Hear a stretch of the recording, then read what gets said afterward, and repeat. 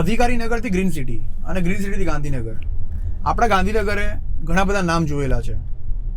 આપણું આ ગાંધીનગર એ પહેલાં એક અધિકારી નગરી તરીકે ઓળખાતું, અને અધિકારી નગરી એટલે કે અહીંયા અધિકારીઓ નોકરી કરે અને શાંતિની લાઈફ જીવે. આ જ આપણા ગાંધીનગરની આજથી 10 વર્ષ પહેલાંની એક આગવી ઓળખ હતી. પણ લાસ્ટ 10 કે 15 વર્ષની અંદર ગાંધીનગરે એક અલગ સ્કેલનું ડેવલપમેન્ટ કરેલું છે કે ગાંધીનગરના જે પણ ગામડાઓ હતા, રાયસણ, રાંદેસણ, કુડાસણ, સરગાસણ, આ બધા ગાંધીનગરના ગામડાઓ હતા. ત્યાં કોઈ ડેવલપમેન્ટ હતું નહીં.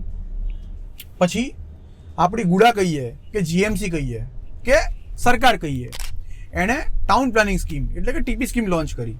તો ટીપી સ્કીમ લોન્ચ કરવાનો પર્પઝ એક જ હોય કે રોડ, રસ્તા, garden, community holes, library, drainage, પાણીની સુવિધા, આ બધું આપણે આપવાનું ચાલુ કરીએ.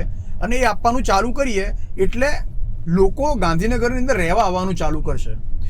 એવા લોકો કે જે લોકો સ્ટડી માટે કે નોકરી માટે ગાંધીનગરની અંદર આવવા માગતા હોય, એવી કંપનીઝ પણ આવે કે જેને હવે ગાંધીનગરની અંદર સ્કોપ દેખાતો હોય.